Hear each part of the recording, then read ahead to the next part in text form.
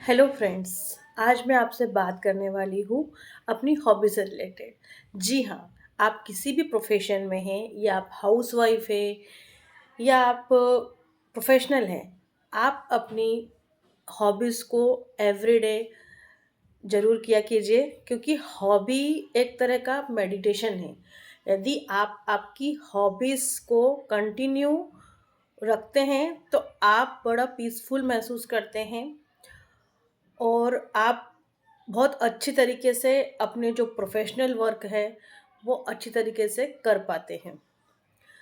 Friends, मैं एक housewife, एक टीचर होने के साथ साथ एक रनर भी हूँ। मैंने रनिंग दिसंबर 2024 से स्टार्ट किया था। मेरे हस्बैंड भी मेरे साथ में रनिंग करते हैं और मैंने ये रनिंग करके मैंने रियलाइज़ किया कि रनिंग बहुत ही अच्छी एक्सरसाइज है हमारी फिज़िकल हेल्थ के लिए और एक मेंटल हेल्थ के लिए।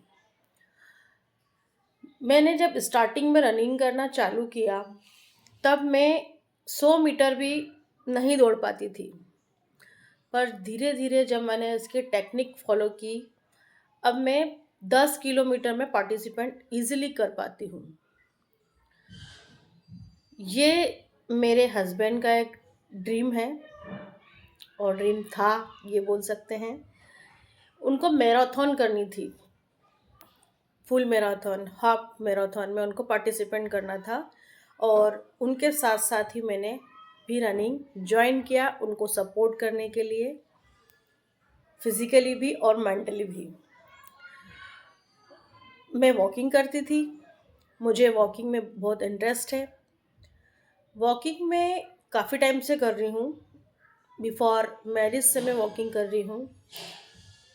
मुझे ये लगा था कि वॉकिंग करना इजी है और रनिंग करना डिफ़िकल्ट है, बट जब मैंने सीआरजी क्लब ज्वाइन किया, कैपिटल रनर्स ग्रुप गांधीनगर का एक क्लब है, वो मैंने ज्वाइन किया, तो मैंने ये देखा कि आप रनिंग की टेक्निक को फॉलो करते हैं तो रनिंग आपके लिए बहुत ही इजी हो जाती है।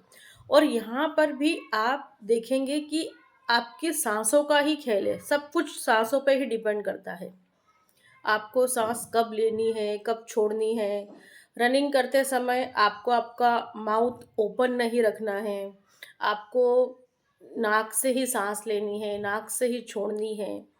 मैंने बहुत सारी टेक्निक मेरे ग्रुप से सीखी है और इस ग्रुप के जो मेन बॉस है वो हैं राधा कृष्णन सर, जो बहुत ही अच्छे पर्सन हैं।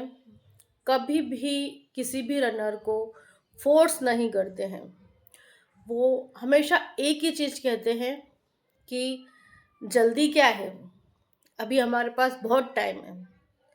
तो हमको हमारी कैपेसिटी के अनुसार रनिंग करना चाहिए, ना कि किसी और से कंपटीशन करना चाहिए। कंपटीशन करना है तो हमें खुद से ही कंपटीशन करना है। कभी भी किसी और को देखकर उसके पेस में हमको नहीं दौड़ना है। इससे आपको कुछ इंजरी हो सकती है, आपकी हेल्थ पे इफ़ेक्ट पड़ सकता है। इसीलिए अपने पेस के अनुसार आप धीरे धीरे रनिंग स्टार्ट कीजिए। फर्दर एक इवेंट आने वाला है अहमदाबाद में 15 फेब को, जिसमें मेरे हस्बैंड ने मेरे साथ में पार्टिसिपेंट किया है और उन्होंने 21 किलोमीटर में पार्टिसिपेंट किया है, मैंने 10 किलोमीटर में पार्टिसिपेंट किया है।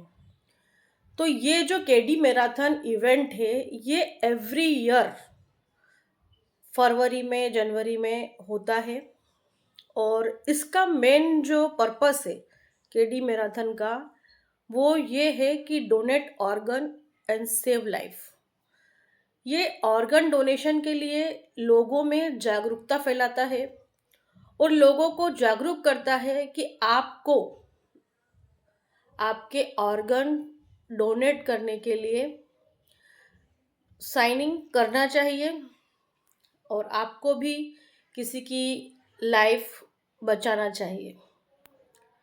तो मैं आपसे एक यही निवेदन करूंगी कि यदि आप रनिंग नहीं करते हैं, तो आप धीरे-धीरे रनिंग करना स्टार्ट कीजिए। और साल भर में बहुत सारे इवेंट होते हैं, उसमें आप रनिंग कीजिए और एक अच्छा फ़ील आपको होगा, एक गुड फीलिंग आपको होगी। जब आपका रनिंग कंप्लीट हो जाता है, उसके बाद जब आपको मेडल हाथ में आता है ना, तो यकीन मानिए इतनी खुशी होती है कि मैं आपको शब्दों में बयाँ नहीं कर सकती उस चीज़ को। जब आप खुद करेंगे और जब आपके हाथ में मेडल आएगा, तभी आपको उस चीज़ का रियलाइज़ेशन होगा कि यार हमने भी कुछ अचीव किया है।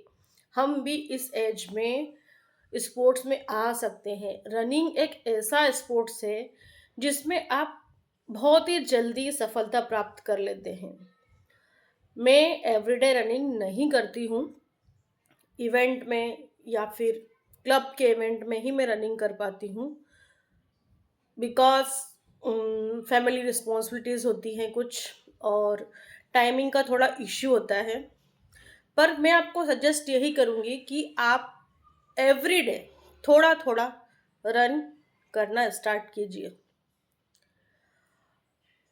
और आपकी जो हॉबी है, उसको अपने जीवन में लेके आइए। मैं रनिंग की बात नहीं कर रही हूँ, आपकी कुछ भी हॉबी हो सकती है। रनिंग हो सकती है, डांसिंग हो सकती है, सिंगिंग हो सकती है, ड्राइंग हो सकती है। आप हो सकता है कि आप अच्छे-अच्छे स्केचेस बनाते हो, तो आपकी हॉबी को आप कीजिए। वो एक तरीके का मेडिटेशन है, जो आपको मेंटली पीसफुल रखेगा। ओके, तो मेरी बात यहीं पे एंड होती है और आपसे यही रिक्वेस्ट है कि आप आपकी हॉबी करना स्टार्ट कीजिए और खुश रहिए, मेंटल पीसफुल रहिए, मेंटली, फिज़िकली भी हेल्थी रहिए। Thank you. फिर मिलेंगे अगली वीडियो में।